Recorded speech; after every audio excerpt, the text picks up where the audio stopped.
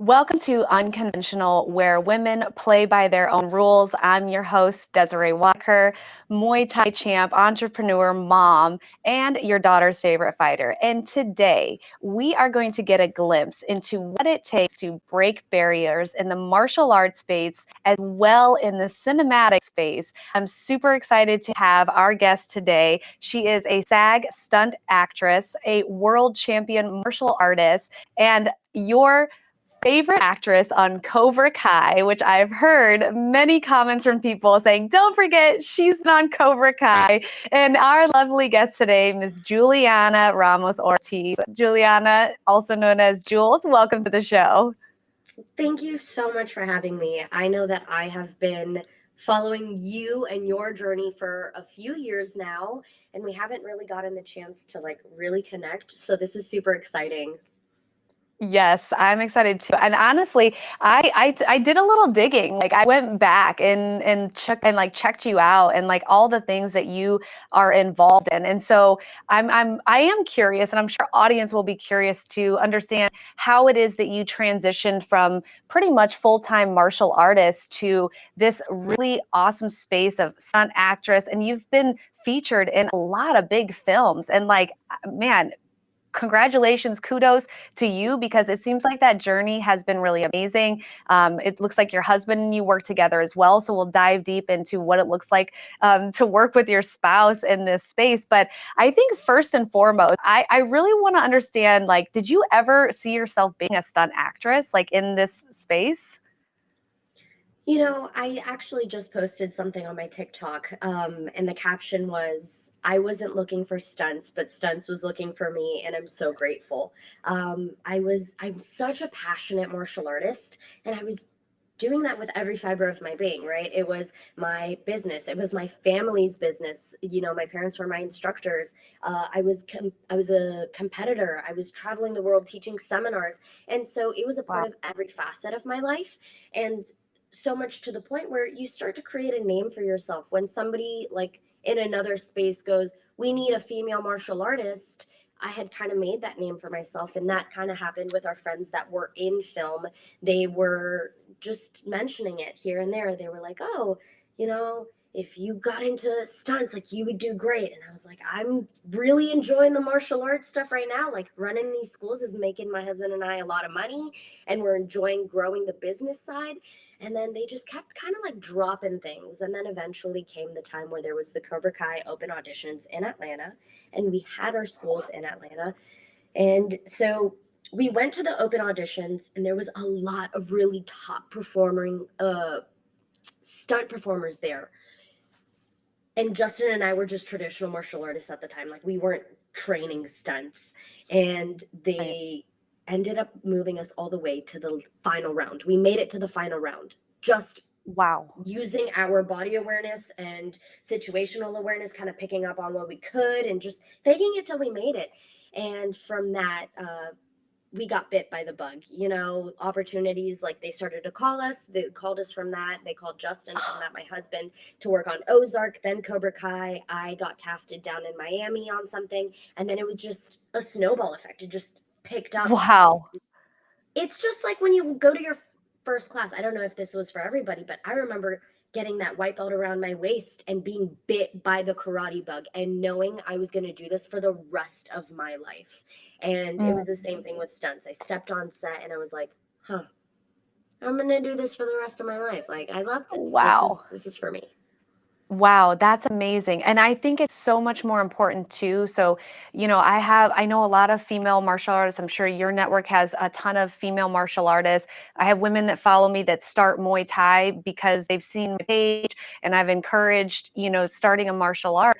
But for real fighters that are getting in a ring and do it on a competitive basis, I think this is a testament to this being a business, right? As an athlete, as a martial artist, you have to create awareness around yourself and your brand because you never know where that's going to branch off to. And I tell this to people a lot. Like, it's great. I understand it's exhausting being a full-time athlete. I mean, I'm going to go train after this. Yesterday, I had 4 sessions in one day, and it's hard to build a business around that lifestyle. But you are the epitome of, hey, continuing to follow where your heart leads you, building a brand, and then just these really beautiful opportunities that come from it. Oh, thank you. Those are really kind words. Thank you. Especially hearing them Yeah. from somebody that, understands the level of dedication and the it it almost feels like you're pursuing like three full-time jobs when you're doing, those big dream stuff. Like before I could leave the martial arts schools and the martial arts business industry to do stunts full time, I was doing three things full time. I was running our businesses to make sure that we stayed, with stable income. I was pursuing stunts training so that I was a viable, hireable person. I was also at the same time competing, and until those like taper down so you can do one of them with everything, like you're running in a ton of different directions at 100 miles an hour, and that is exhausting. And nobody gets it unless they're Your doing it. life is a spinning heel kick, Jules. Yeah, yeah. 1000%. But it's so easy. It is for you too. It is for a lot of us. And those that are successful, like, can recognize, like, they see the up and coming and they're like, oh, they've got that it factor. They've got that thing. They've got that drive. They don't need somebody breathing down their neck telling them to be disciplined and go and train, even if they're tired. Like, they're Yeah. doing it by themselves, and you can just see that fever, that fever just Yeah. take over. Yeah, I actually just told my boyfriend yesterday. So he fights in the UFC, he's a bantamweight. And I told him yesterday, I always tell him, I'm like, man, I really admire you because he's the kind of guy that will like do the work when nobody's looking and he gets in. Like he Mm-hmm. doesn't give a fuck. He will do what he needs to do when he needs to do it. He doesn't need anybody watching. And I really admire him for that, because it takes a lot of discipline, like you're saying, and a lot of mental fortitude to get up every day and be a freaking workhorse. But yeah, I admire you also for that, doing everything and stunt training. So let's just talk about this. I got my guys, Randy and Vic. I want you guys to pull up this link where I saw you in this. I mean, I am. What the hell, Jules? You're falling down stairs. You think they light you on fire? You're going through fences like with a bike and like a damn, like almost looks crazy. And you unapologetically get it done and the things that you need to do in these stunts. But how do you learn to do these things like that? So, it really is just a roulette. Every day that you show up to set, every day that you show up to work, it is Russian roulette. Like, I don't know what I'm going to get. Sometimes, because when they call you for a job, they're like, hey, are you available these dates? Rarely do they tell you what it is that you're doing. You have to be Wow. prepared to do just about anything. There was one day where I showed up with all of my stunt bags, and my coordinator goes, oh, good. I'm glad you brought your big pad bag because we're doing a car hit today. And I said, Oh, well, good thing I brought my big pad bag. So I'm just gonna get hit by a car today and call my husband. Hey, baby, I'm doing a car hit today. You want to say a little prayer for me? It's just, it is what it is. that And is so crazy. it's really important that you become as informed as possible, right? Like getting into that obsession of it is actually going to save you a lot in the long run, because once you Mhm. start working, you don't have a whole lot of time to train. So when you decide that you're going to pursue stunts, you have to start just watching film study. Oh, that's a stunt. That girl running in heels on the asphalt as fast as she can, that's a stunt, because the actress is going to be allowed by production. That is an insurance liability if she twists her ankle and then we have to stop shooting. That is considered a stunt. Mm. That guy that got set on fire, like learning how to control your breathing with fire, learning how to move with fire so that the flames play to the camera, learning how to Wow. do different types of water stunts, learning about all the different types of categories, right? So typically we have fights, falls, fire, wire, water, and then motor. So anything that's Okay. like motorcycle, cars, here we go. Motorcycle, cars, Jet skis, fucking jet skis. ATVs, Yes, all of exactly. it. Anything. Exactly. And so you just start to think, okay, I need some time on a horse. I need to get comfortable with horses. I need to get comfortable in a car driving stick. And then Wow. you You just have to start be to like a have all jack these of all elements. trades almost. Absolutely. And then that body awareness and, just information and education from all of these different categories help you feel confident showing up to set and knowing that if they ask you to do something, either I've done it before and I know I'm going to be safe, or I can figure it out. I trust that my body's going to be able to figure it out. Yeah, yeah. Wow, that's crazy. So with SAG, so you are a SAG actress, which is the Screen Actors Guild. Is that Guild. what is it? Correct. Yep. Yes, okay.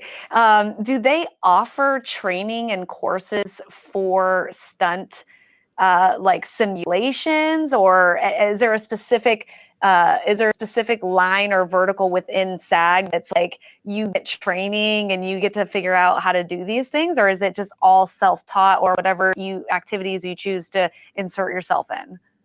Yep. So there are people that are specialty performers. So there's some people that only skydive. There are people that only do cars. There are people that only fight or only do parkour because they've stayed in their line. Um, Parkour. yeah, parkour. And so like SAG doesn't offer any of those things because in North America, there isn't a uh, scaling system or like a certification system. Like in Australia and in the UK, there is a Hmm. stuntman registry where you have to pass a certain test to be put on those registries, like a grading system. In America, there isn't. But Huh. it goes even further to show you like how bad do you want it. You got to go Yeah, out and get your own information. There is no direct line ABC, this is what you need to do. And so yeah, my husband and I are actually really passionate about giving back, especially to the martial arts community. And yeah. so we have created our business called Action Stunts, and we do workshops and boot camps that travel I around the saw nation. that. Yeah, and we love to teach even the youth how they can turn their skills and abilities. Anybody that is a creative Yeah. artist or athlete that has an interest in stunts can come and join and just get a taste and teaser for all these categories and then learn to know what questions to ask when they want to go and train on their own. That's huge. That was going to be my next question to you, just diving a little deeper. So I did see online that you and your husband did this stunt course in Georgia, right, in Atlanta. Mhm. And I was like, wow. And I saw people from all shapes and sizes in that picture. I think it was a photo that I saw. And I said, wow, this is really cool. And then it made me think, being a mom, right? I was like, wow, I wonder if those kids that are super hyperactive, that are quote unquote what they label them as ADHD, right? My son is quote unquote ADHD, but I just think he's a young boy that has a lot of energy. But my question to you was like, who are the best people that are a good fit for this world that they may not even know that they would be so good at, but because of their personality type? And I was thinking these young kids, like, if they knew about this younger, like, and got this kind of training, like, they would be huge by the time they were 20 something years old, you know? Absolutely. And so it's just like any other uh, career that you can do when you grow up. You don't have to be afraid to say, I want to be a stunt performer for film and TV when I grow up, and people look at you and be like, but what's plan B? What do you really want to do? Because now we're taking it and putting it into a curriculum where you can actually figure out these are the different categories. I am hireable. This is how I submit. This is where I submit. This is set etiquette. This is the lingo. I've been training this since I was Mm, 13 years old, and I come from a dance background. And even though I didn't want to go into like musical theater or like dance commercially, I wanted to do something that was still physical and made good use of my abilities. mm. I found stunts. So a lot of dancers, cheerleaders, Yeah, I um, was gonna ask. anybody with some sort of athletic background. I know people that just came from like a cop or a military background that had, this Mm, be physical and, exercise the brain at the same time. And so it's a good fit for anybody that has a want and love for it. If you feel yeah. inclined towards it, I suggest you explore, because there is a place for everyone. No matter your Mm, height, weight, shape, size, color of skin, it doesn't matter. There is mm. somebody that is being represented in film and TV.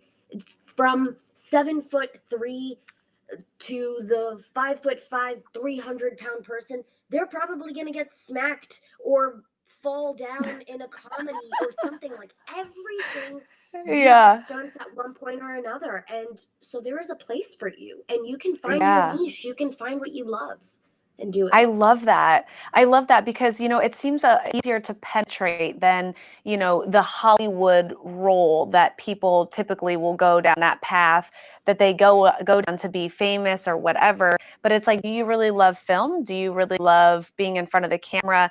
And if so, then you don't have to be like this famous star person. Like, you could be successful in this space. And now, and like, yeah, as I was like digging in your past and like looking at your evolution, I was like, damn, my mom put us through training, actors training. We were part of SAG at one point, and I didn't really enjoy it. It was very awkward for me. But I mean, however, I cheered and I played soccer and I did gymnastics all the way growing up. And I am a very physical person. I've always been an athlete. And I'm like, gosh, that could have been so beautiful to like insert me into something like that at a young age and learn how to do this really cool stuff. And that could have turned into something awesome today. I could have been in that. I mean, I went into finance. I've been in wealth management for 13 years, That's and awesome, it's though. definitely not the same wheelhouse. Right, right, right. um, yeah, but I think It's it's not like fucking martial arts adjacent. It's still really cool and badass, but it's not like, right. Yeah, no, makes sense. I love talking about women and them making like these savage business moves. Clearly, I feel like what your story you told about, hey, they were having an open cast call and we decided to go for Cobra Kai and just go for it and you got it. Like, what other crazy savage business moves have you made in your evolution that have really transformed the journey that brought you here? oh man. Um, so when I was in college in Orlando, I was studying business psychology. And at the Hmm. time, my now husband, Justin Ortiz, was traveling the world teaching seminars. And I was also getting inquiries to be booked.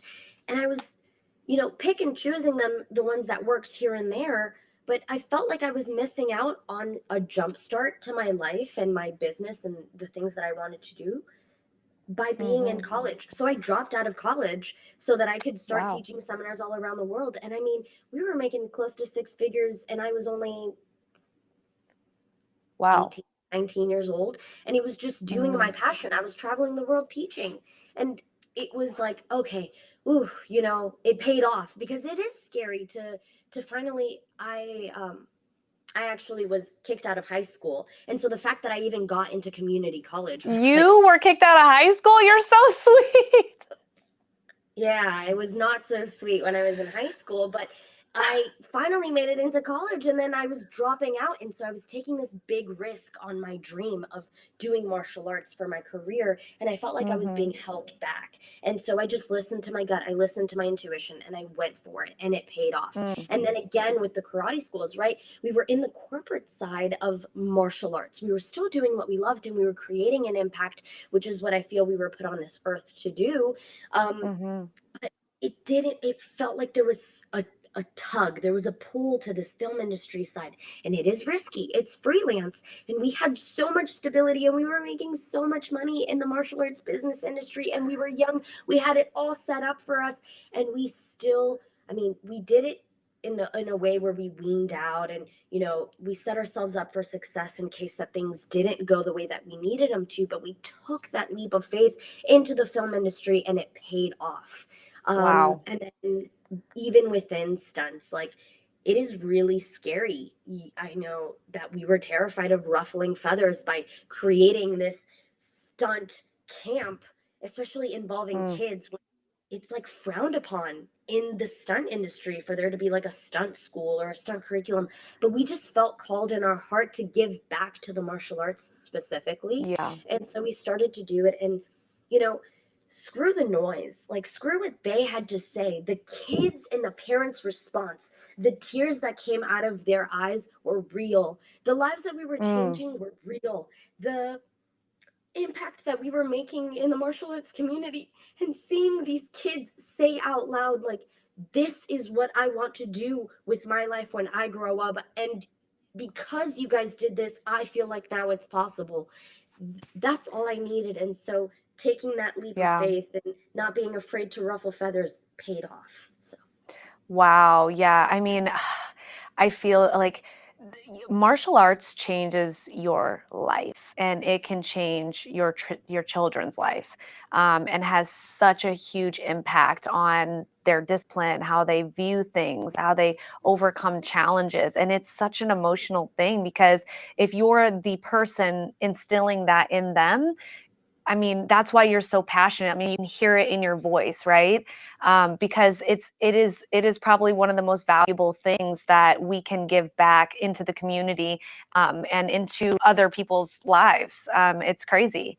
Yeah, that's pretty spectacular, Jules. I'm proud of you. oh, thank And you. we have only known each other for so long. But I Thank you. also I also want to touch on something else, which is something I really noticed. I mean, you are making waves, I think, also in the Latino community.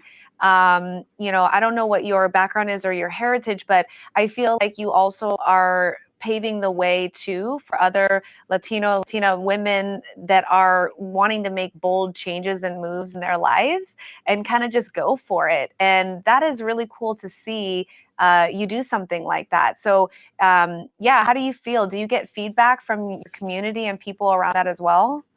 Oh my goodness. It is one of the things that bring me the most pride, because I am a very happy and proud Puerto Rican woman.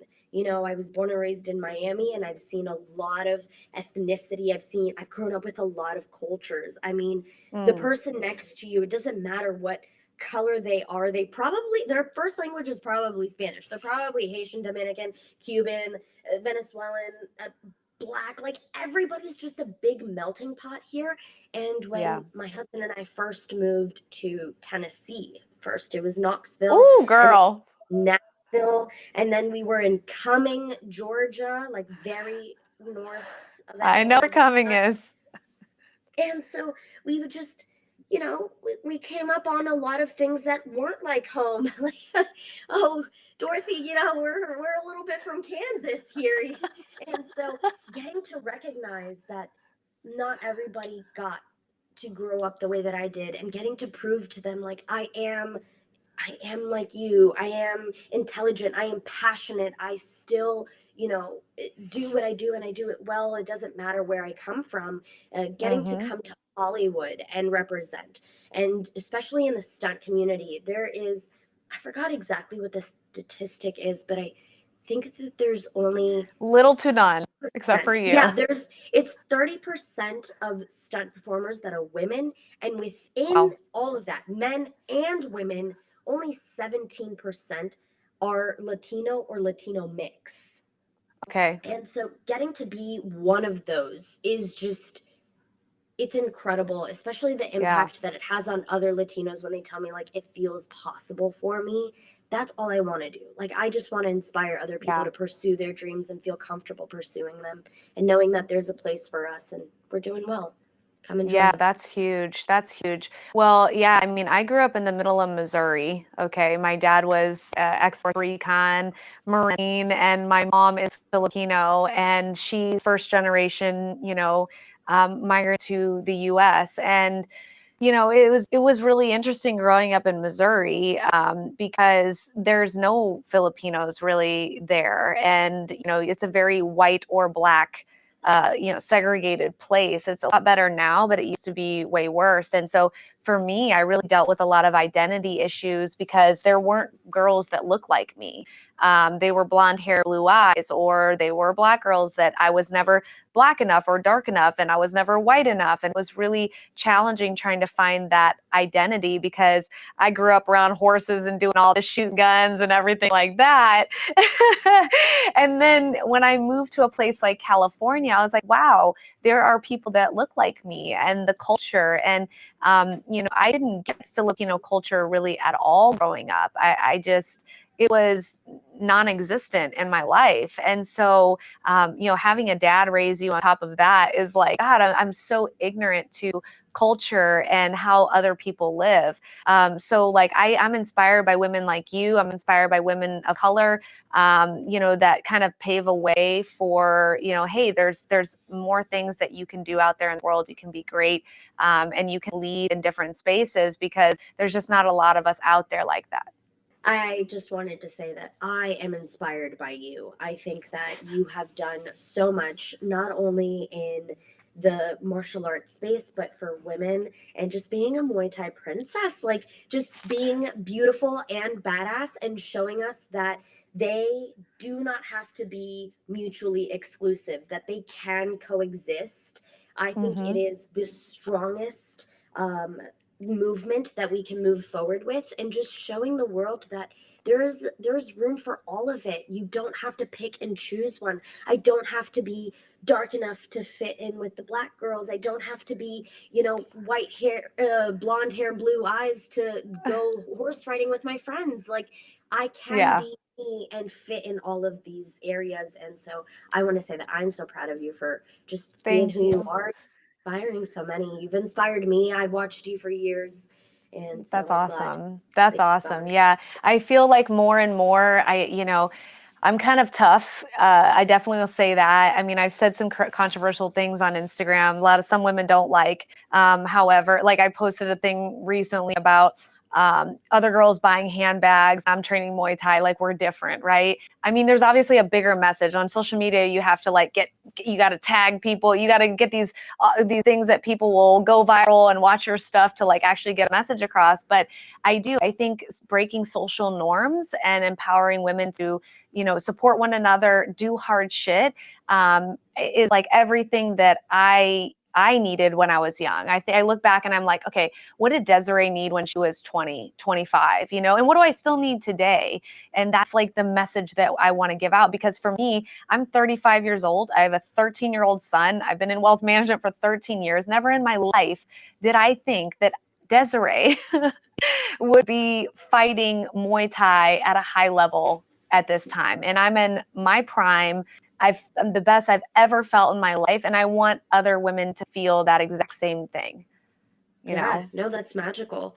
And Yeah. that's a really great purpose to move with. I really want to highlight what you said there about be what you needed and be what you wish to see in the world. And that's the message that we should all be running with. And your message is going to be a little different from my message, but there's going to be parts where we coincide. And that's beautiful because people at the top are collaborating. So when you're at your best, you're going to find people that align with your message, but you're going to also reach different parts that I'm not reaching, or different people. And so I think that's a Yeah. really key note, just to Yeah. go out and be what you need, be what you wish to see in the world. Yeah, and the bad ones will weed themselves out for sure. I mean, like I'm kind of like first of all, with women, I'm like I grew up around my dad, so it's always been a little challenging for me to like not trust women, but like develop those relationships because I've always been like a daddy's girl, like I've always been kind of a tomboy. And there's like women out there that are destructive and do very malicious things, and I really wish they weren't like that, but I have like a no tolerance for that. I'm like, you need to fuck off. Because 1000%. the ones that are trying to like take your man and like be sleazy and all those people, like that is not what we need. I feel like that's the society that has like made women against each other when it really should be for women. And yeah, I just wish there was more of that. And I feel like the needle is shifting. And I feel like the more we talk about these kinds of things, you have more women hopping on the I'm going to support you train versus like I want to destroy you train, which is And it's so crazy. unfortunate. I feel like the last few years, the last 2 years specifically, the word that my husband and I have run into a good bit is opportunists. People that aren't Yeah. interested in being a part of the longevity, but rather like what can they get out of you in the moment. And I feel like a lot of the women that I had in my life lately in the past like 2 3 years, it that's what was happening, was like what could I be of service to them, what could they get out of me, and then Hmm. other they would just go off. And you know what, I appreciate space, I love my solitude, I like being alone. So if you're gonna be here, you gotta add value, you gotta be worth more than my solitude, because I love me my solitude. I could train by Yeah. myself all day. That's what I was gonna ask you, because like you have to be around all these like stunt stuff. You got to be around the cameras and the lights. And is there any point where Jules goes home and just like slams all windows closed and is like, in the scene in Harry Potter where the dad with the blonde hair, Malfoy's dad, he like goes and like shuts all the things, just like complete Listen, isolation. I've never seen Harry Potter, but I know exactly what you're talking about. Yes, the answer is yes. The answer How? is I wanna, like, I just, and then my husband gets it too. He's like, ooh, I'm gonna go to the game room. You can have the bedroom. You need some time. I'll be working overnights, so my circadian rhythm is just screwed. I'm all upside down, and I just need everything off. I need some takeout. I'm not leaving the house. I don't want to talk to Yeah. anybody, and I try to be as honest as possible. Like, hey, I'm gonna try and take some time for myself. And you know what the hardest part is when people aren't understanding of that. Like, Yeah. I remember I took some time to myself, and I got up and I went to the gym, and I had kind of booked out 2 days for me to recover from like a long week of work that I had. And Hmm. somebody who wanted me to get me on their podcast replied to my story of me at the gym and was like, "Oh, so you have time to go to the gym, but you didn't have 30 minutes to hop Ooh. on the podcast." I would have clapped back. I'm sorry. And that's my spiciness in there.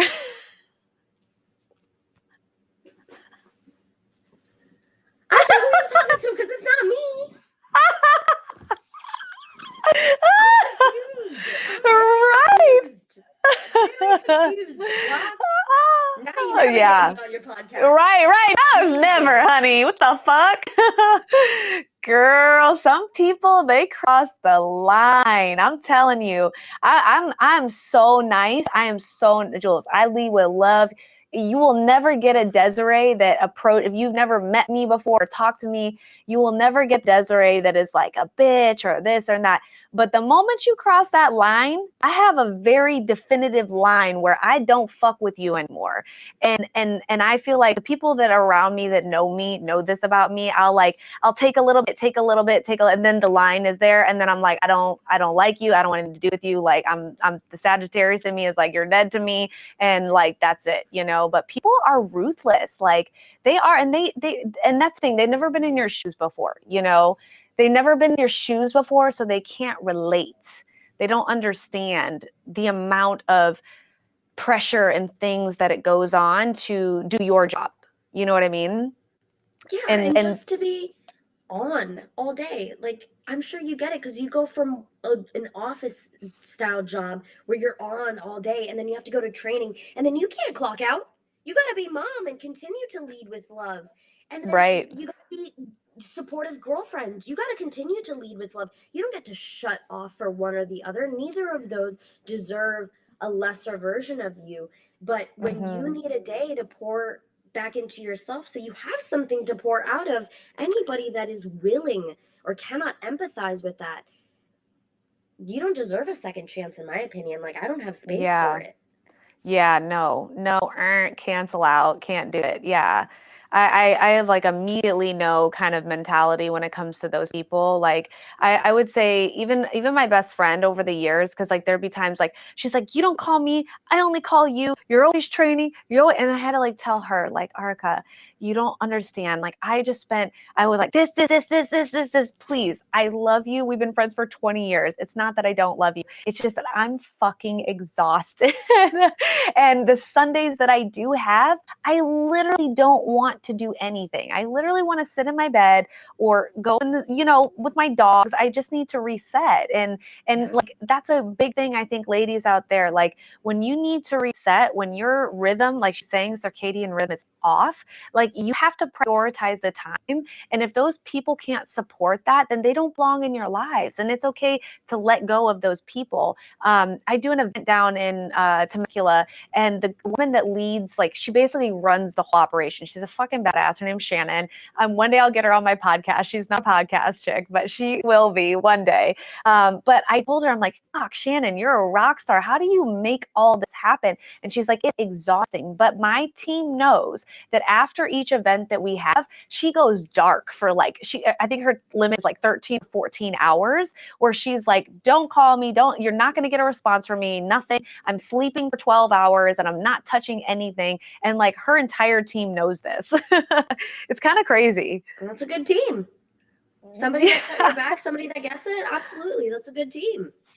I mean, I did a convention recently, and my social battery, I mean, I love meeting fans. I love meeting people and talking to them and pouring my everything. Like, if you have questions about what it was like to be on this set, don't ask me unless you expect me to yap for 20 minutes. I'll go off. But at the end of each one of those days, I was so 100% like completely depleted that it took me like 2 days of like vegetating in my bed, rotting, to recoup, because I couldn't even pick up my phone to like do a little doom scroll. I couldn't. Yeah. I've been there too. People were like, oh, you never respond sometimes. And I'm like, look, dude, I saw your message, but yeah, it's so crazy. Just like even one response via text, how the energy that it takes to do that. Or someone's asking you a question and the energy it takes to respond to that person. If you're like a high performer, high achieving individual, it's hard. It is. It's difficult. So you know the saying, fight like a girl. I feel like in today, I always say, my coach always says to me, be a strong girl. So the fight like a girl thing for me has just been so empowering. If I'm dealing with something difficult, I'll tell myself in my head, I'm like, Des, you need to be a strong girl. And like fighting like a girl, what does that mean to you in the world that you live in today? Like, where do you fight your hardest? In your female realm, and the way that you lead with business and everything like that. What is that for you, Jules? 100%. I think that it is a positive quote in my head. And it first, I like to embrace the side of the spectrum that it leans towards. When it's like, oh, very emotional, mature, maternal, and nurturing. I like to lean towards those things. So if I am super exhausted, but I know I have to do a phone call or a business meeting or something for my business, or edit, I want to approach it like, okay, lean into it. I'm going to fight this like a girl. I'm going to go into it with all that passion, all that emotional, love that I have for it. I'm going to lean towards it. And I'm going to nurture this relationship because business is personal. I'm going to lean into it with all my femininity, and I'm going to fight through this like a mother would, right? Like when I hear fight like a girl, the first thing that comes to mind is emotions, nurturing, and like that maternal side of things. And then just toughing it out. Like what comes to my mind is whatever a man can do, I can do it in heels. And so I just think about like my mother would come home from a long day at work and she still took care of things that she needed to take care of at the karate school. And so I would think like, okay, fight like a girl. My mother did it. There are women all over that have their periods right now and they are doing it. I can do it. Like, I am not the only one that is going through this. There are a ton of us out there that are doing it and they're not complaining. They're not going into victimhood. So I will not go into victimhood, even though I Mm. want to. I will go into this with my full emotional vulnerability. I love this, so I'm going to do it out of love. And so, yeah. Yeah. Oh, I love that. I love that angle that you just took. Like, I'm almost gonna start thinking about it like that now too, because yeah, it's like I think me as a mom, I don't put as much stock into being a mom. Like, I have to tell myself sometimes, like, I raised this little human. I had him when I was 21 years old. And even though he has this trait, he's a good kid. He has a great heart. And like all you moms out there, we're fucking badasses, okay? Like, if you're raising a kid right now, you are a fucking badass, okay? That's all I have to say. I'm there. I can contest to it. And Amen. yeah, it does. It takes those moments when you want to nurture and be soft and all, you have to, because there's another little human there. So it's almost like in your case, you have to nurture in this way because there are people there that are watching you, that are going to grow from the impact that you make, which is Absolutely. huge. Yeah, that's really, really an interesting perspective. I love that. Hmm. I think all the little daredevil kids out there need to take your course, though. Oh, I would love that. I mean, so our courses start at ages 10 and up. But Okay. we did have at our first one ever, we had Mm-hmm. two exceptions. One was Mm-hmm. 7 and one was 8. And these boys, we knew them from the martial arts world. They were competitive martial artists and they were just Mm-hmm. rock stars. They had the performance because there's no embarrassment for them. They know what their favorite superhero looks like. They know what an action movie is to them. So they've got the sound effects and they've got the looks and they would like turn it on and like we would put them on a wire and they would turn into Spider-Man. Like that was the first thing that they wanted to do. And so I Yeah. think that anybody that just has this inclination to see what, like, hey, I want to push my body and my performance to the limits and I want to see what I'm capable of. I think that action is a great Mm. place for people to grow. We have a lot of people, the people that teach in it are active stunt performers or stunt coordinators in the film industry right now. So it is a beautiful Mm-hmm. networking opportunity as well because you never know what film is looking for. I mean, I've been able to be in the room and I'm so grateful because the thing that fills me the most is creating opportunities for others. And so Mm-hmm. getting to be in the room when they're like, oh, we need a girl that is about this, can do this. And I'm like, ooh, I've got 3 of them that can do that. And I can say their names in Yeah. the, or even just like people being like, oh man, we need a stunt kid, but where are we going to find a stunt kid? And then they'll be like, wait, Jules, you've worked with kids, and being able to put them in the room or just say Yeah. their names and see if something sticks. Um, Yeah. it's the most fulfilling thing in the world, and you never know unless you try. And why not Yeah. try with people that also just didn't know until they tried and it worked? So, Yeah, being a connector is one of the most awesome feelings. Being able to like solve someone's problem, be like, hey, I have the solution potentially for you. This person could really add value to your life. Like, I love doing that. That brings me so much joy and fulfillment. Like once you've built relationships with people, that yeah, I mean, because you never know where a business is going to take you and what things are going to come from it. So I love that, and I love that you do that too. Um, I have a section that is called Thugs Need Love Too. So all my that's so guests are cute. thugs. That's the way I see it. And so we've talked a little bit about like your soft side and things like that. But I know that you and your husband work together. Gaston and we essentially work together, right? We run a coaching program called the Champions Blueprint. Both he and I are active fighters. We're doing the seminar thing like you and your husband have done. And so we're just constantly just like chipping away together. And like, how is that working with one another? Like, do you guys find it hard to like have intimacy and spend time with each other, just outside of like work and all of these things? Or, other women, they may work with their husbands too. It might be like a very common thing, I'm sure, that they're in business together, So what is that like for you and your relationship? Um, Obviously, like anything, there's its pros and its cons. Pros are, when we're on set together, he naturally grabs both of our stunt bags. Cons are, I think I can do it better than him. Like, I'm kidding. um, the truth is, it is a beautiful experience, but it requires a level of maturity that I think is learned through experience. It's not something that you Mm, just come up on.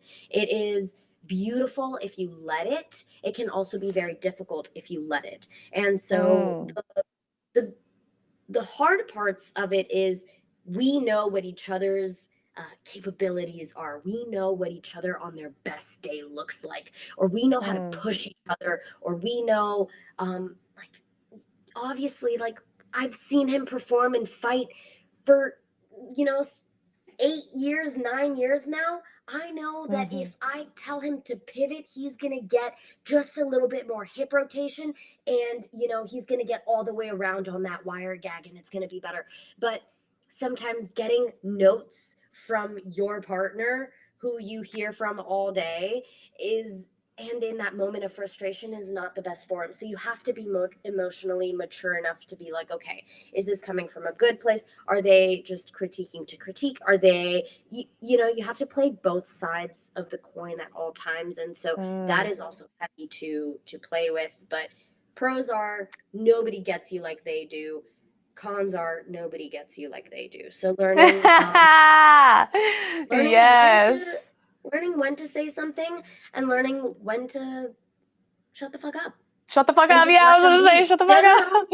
They're their own person. Yeah. They're their own human, and they've made it this Yeah. far on their own. Like, they're gonna continue to. They don't need you for everything, but when you can Yeah. be there, it is beautiful. Like, we were on Yeah. Superman together, and it was a Wow. really rough couple of weeks out in the desert together. We were taking like air rams, getting blown up in the air. He was taking these Oh my crazy God. ratchets, like just getting flung across, the battlefield. And like, we were doing really exciting stuff too. And like, in that time of like heat and frustration, and like our bodies are aching. I mean, I had this much rotation in my neck, and like getting to come Mm. back to the hotel room and he's able to massage me, like, that's wonderful. Such a pro. Yeah. Yeah. Um, Yeah. and then also like getting to come home and like talk about everything. Like, dude, do you remember when my air ram didn't go off? And he's like, oh, I saw that, and you hit the ground and it was gnarly. Are you okay? And like, just getting to talk about our workday because we get it is beautiful. Yeah. But also, That part. then you get to the, but also, you could have rode the wire this way. You didn't really set yourself up for success when you did this. And it's like, I don't want to talk about like what I could have done better at work. I just want to vent right now. So it's just a juggle. It's pros Yeah. and cons all day, every day. Yeah. Yeah, 100%. I can absolutely relate to exactly what you're saying. And yeah, it's a learned thing. And yeah, it's tough because, I mean, the other part of it too is like being with someone that has no idea what your line of work is and they can't relate, right? They can't put themselves in your shoes. I'm just dropping all my stuff. I just dropped my iPad, everything. We're going to cut that, Victor. What I was saying is, they can't put themselves in your shoes. It's not relatable, which is what we were talking about before.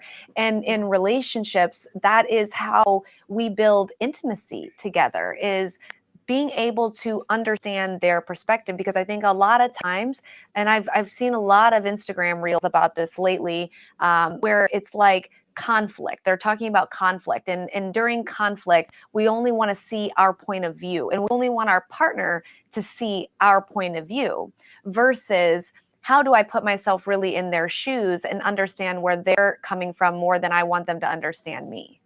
Right. And that's hard if you're, first of all, from two completely different worlds.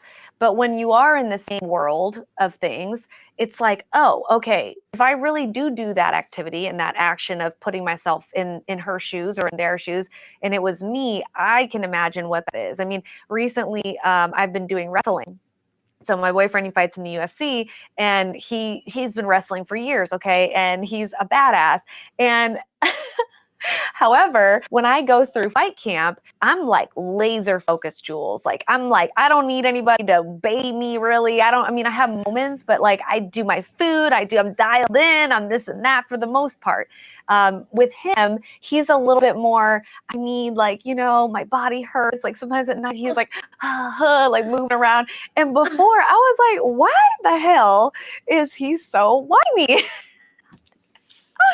And Joe, I swear to you, I had no empathy whatsoever, no empathy for him. In my head, okay. And as women, we look to our man to like lead and all this stuff. So I was like, why is he like da da da da da? And then, girl, I did 3 weeks of wrestling, and my whole fucking body cavity hurt. And I told him, I said, babe, and he's like, yeah. And I was like, I'm sorry. And he's like, for what? And I was like, I really thought you were being a bitch about, this. And he starts laughing. And I said, no, because now I've been doing wrestling and I understand the level of pain that you are going through every single day to do 3, 4, 5 sessions in one day. How are you doing this? So it's really cool to have someone that is your partner and that loves you, despite, yes, what you're talking about, knowing when to give feedback and not give feedback and all that stuff, because it's hard to be criticized by someone who you love the most too. 100%. And Yeah. I think that having that mutual level of respect for what each other does, like getting it, like nobody understands what it's like to get sent off of a detonator, off of like a nitrox tank that is blowing you up and sending you across the room into a wall until you've done it. And so like the fact that I get to talk to somebody at night every day and be like, I'm nervous about going into work tomorrow because my neck is sore and I have to take this many falls and blah, blah, blah. And somebody to be like, hold your hand and be like, here's a solution. I understand, but also I know that you're tougher than this and you're being a little bit of a baby because you've done this, this, and this before. And I think you've forgotten. So Yeah. I think having a partner that is in your field is absolutely a blessing. Is it going to be easy? No. Is it a blessing? Absolutely. And so if you are one of those that have that, don't take it for granted. Try to learn that empathy side. Try to, do your best to have that learned behavior, because if you do, it is beautiful. Yeah. I think the same advice goes for women that are in two completely separate, different industries as well, because we do try to explain to our partners, I feel like, what we're going through, and sometimes it's misunderstood or again not relatable, so they can't understand what their partner is going through. So for women out there where your husband is like, saying he's exhausted or he's mentally tired or anything, like dig a little deeper and understand, because depending on what industry you're in, I mean, again, wealth management is not an easy place to be. You're managing people's money, millions of dollars. You're watching the stock market. You have to know what's going on in the economy. There's an extreme amount of pressure that goes in over people's entire lives, right?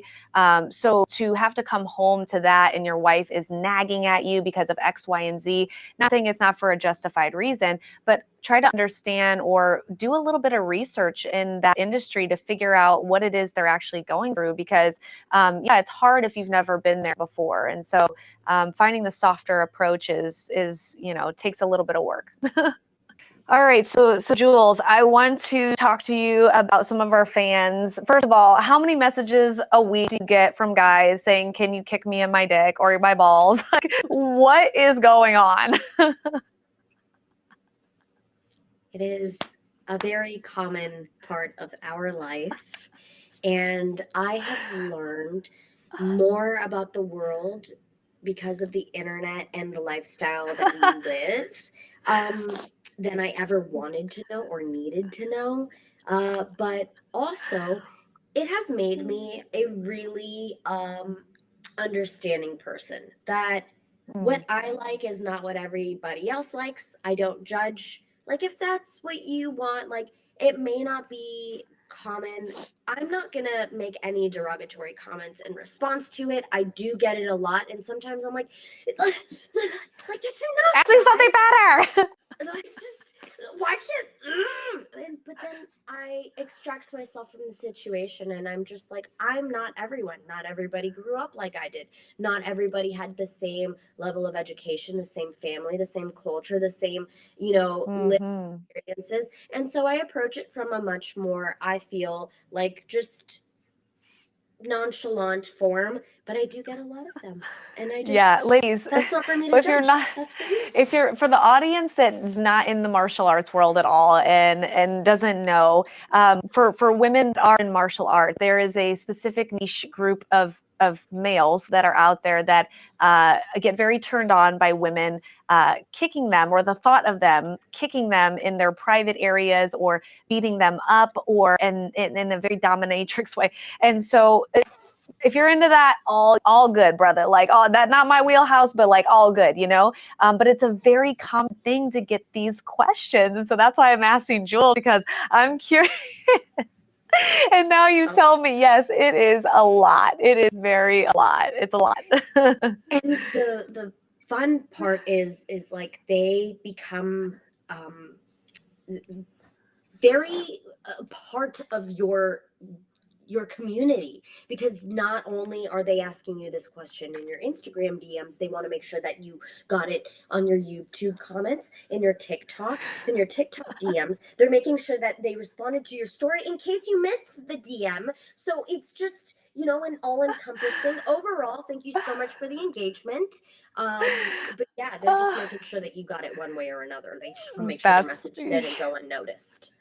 That's hilarious. I haven't gotten a dick pic in a while. I did get a dick pic just recently though, and it was so funny because Gaston and I were both sitting here because we're very open and transparent with our Instagrams, and I was like, "What's this message?" And then I opened it and I clicked it. And I was like, "Oh!" Both he and I were like, "No!" So whoever you are, it is not cute. We didn't like it. It wasn't attractive. Don't do it again, please.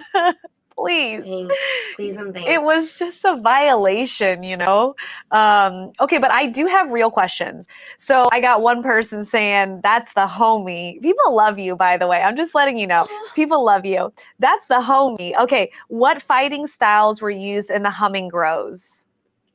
So, The Humming Grows is a short film that is written and directed by Ogbars, and he is Cuban and Thai. So, we made sure to include Muay Thai, and I, being a Caribbean Latina, helped the representation of his Cuban side. And so, we used a lot of Muay Thai as the basis, so that's why we see like that back elbow in his in the fight down in the basement, and some knees. Like, she comes in and she does some underweaves and then like tries to take him down, but some knees in there to soften him up. And so, yep, Thai, That's Muay Thai. awesome. That's awesome. I did try out for a Filipino part last year. I didn't get it, which I was really upset, because it was a really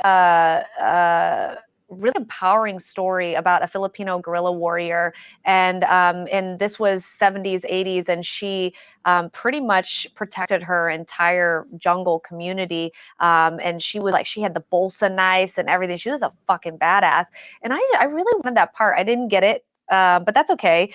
What's for you won't miss you.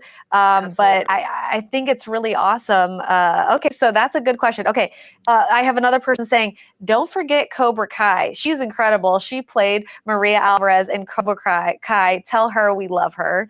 So that's Oh. amazing. I just want to give you that. There is a weird one about stepping on somebody. We're not going to go there. Mm-hmm. Just answer your question, Juliana. Will you step on somebody's ex? Yes or no? For if it's my job, yes. Like, I mean, I've done like film industry, I won't say no, but for my own personal endeavor, it's a pass. But Hard pass, guys. Only if to she's getting each your paid. own. Like my boyfriend says, I'm not fighting for free. He always says that, I'm not fighting for free. So I'm going to close this with, there's a quote by Nikita Gill, and it says, you can be a weapon and still be soft. And I feel like this is like you to the T. You know, you don't have to be out here proving that you're tough or you're a badass. Like, you literally just are and embody that in everything you do. So I just wanted to leave you with that. And Thank you. also, you know, as far as socials go, please share with our guests like where we can find you, what do you have coming up soon, or if you're filming anything, let us know. Yeah, so right now I'm actually in Miami, in my hometown. So I'm usually in Atlanta local, but I'm in Miami right now filming a show called MIA for Peacock. So you guys will be able to watch that in 2026. I'm pretty excited about that. And then on social media, you can find me just about everywhere. Karate.jewels, and jewels is like jewelry spelled Jewels. And I love Awesome. to inspire. So find me, ask me questions. If I can respond, I will. And peace be to all. Love you guys. Yeah, yeah, awesome. Yeah, and your TikTok's amazing. So if you guys haven't seen it, look her up. So I want to thank you again for being on the show. You guys, make sure you like and subscribe. If you have guests out there that you would love to have on here, please let me know. Make sure you guys stay engaging. And remember, we always play by our own rules, and we'll see you next time.